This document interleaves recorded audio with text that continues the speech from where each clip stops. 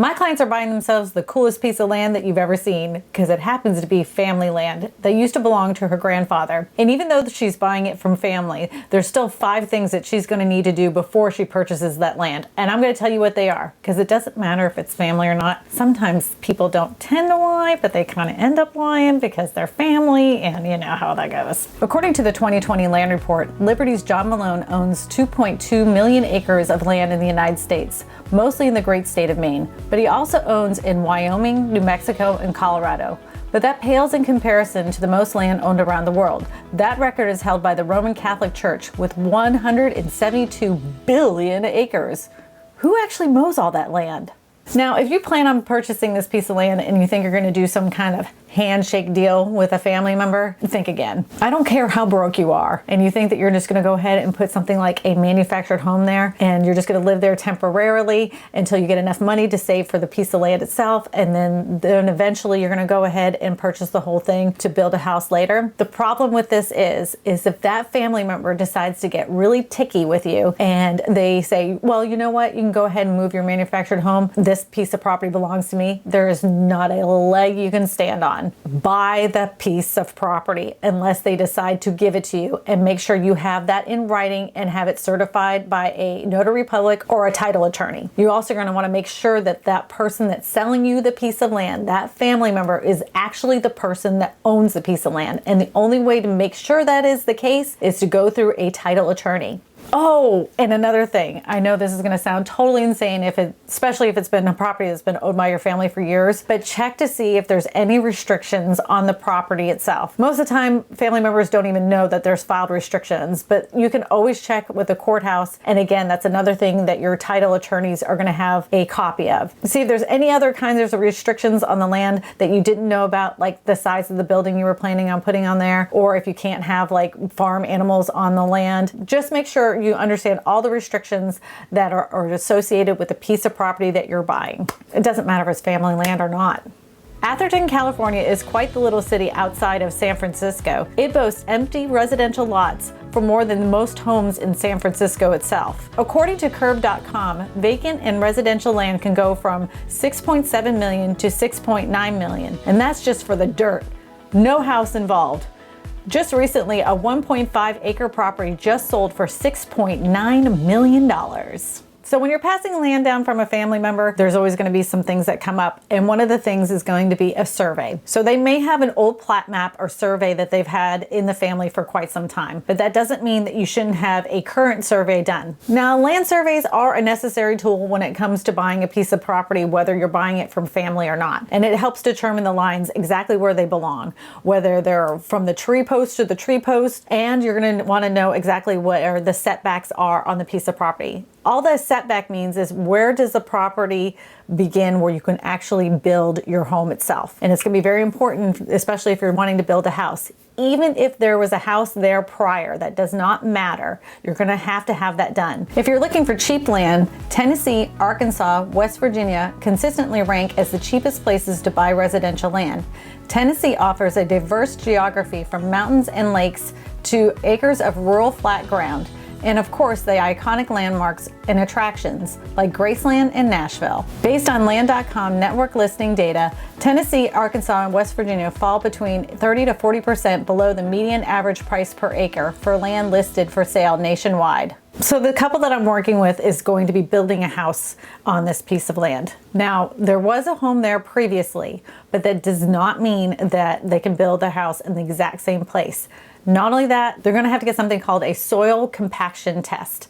And that has to do with the fact of where the location of the foundation is going to be. And they want to make sure that soil is good and ready for a foundation. The other thing they're going to have to check up on is, even though there was utilities out to this property years ago, they're still going to have to check to see if there are still utilities out to this piece of property itself. It just so happens that it can use city water and city sewage. Now, a soil compaction test isn't that expensive. You can get them as little as $200 to $500, and it depends on the type of soil and who you hire, but I've seen them as high as $750. But you have to have that done if you're going to have a concrete pad put down and have a house built.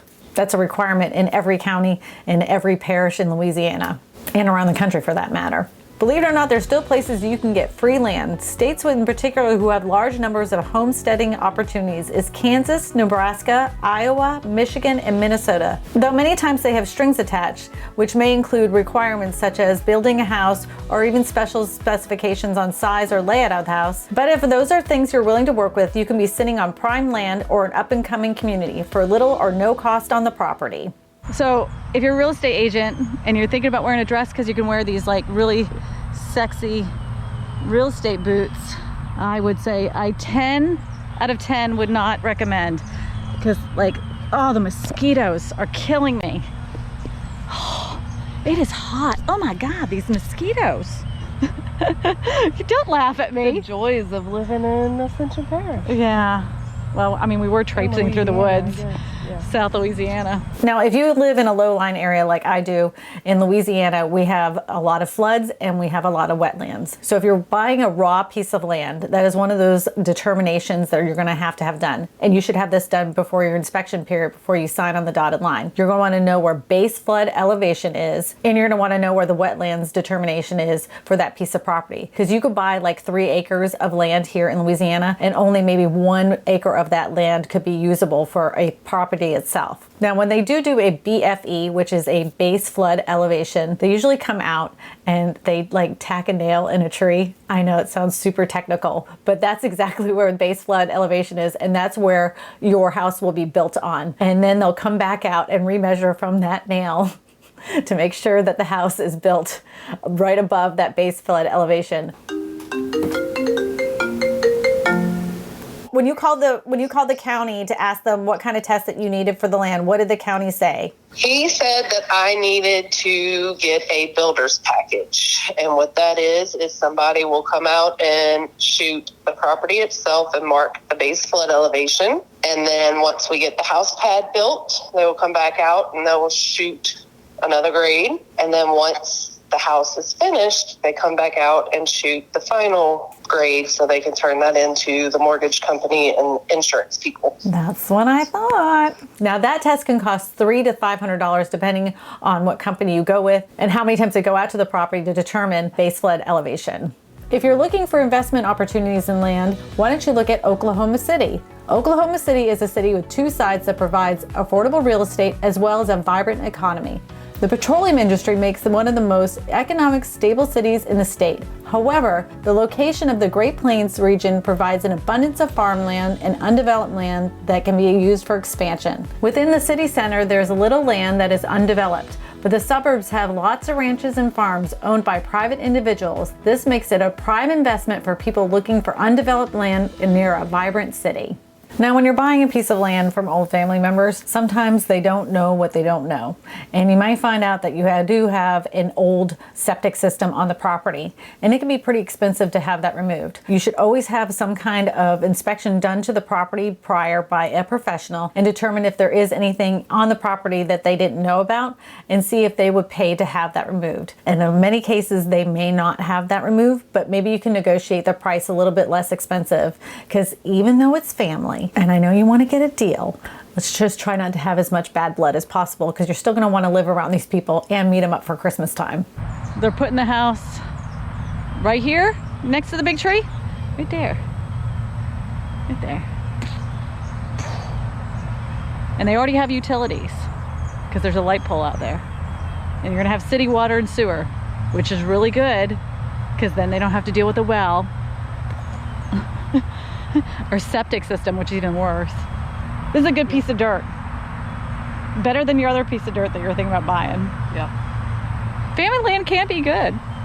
So now whether you're buying family land or not, you're going to have to get all of these surveys and everything else. I know you really want to trust your family when it comes to purchasing this piece of land, but nothing will save you more aggravation than going ahead and hiring yourself either a real estate attorney to handle this or a good real estate agent to handle this. So that way, if there is any bad blood during the process of purchasing it, you can hand it off to the real estate agent and you don't have to deal with that family member. I know that seems crazy, especially since you guys are really close, but I can tell tell you, it will save you in the long run. Not only that, if you want to be saved in the long run for all sorts of other things that can happen in real estate when buying land, go ahead and click this video right here. My name is Kristina Smallhorn, your real estate whisperer, and I tell you all this because good real estate information matters, even when it's family.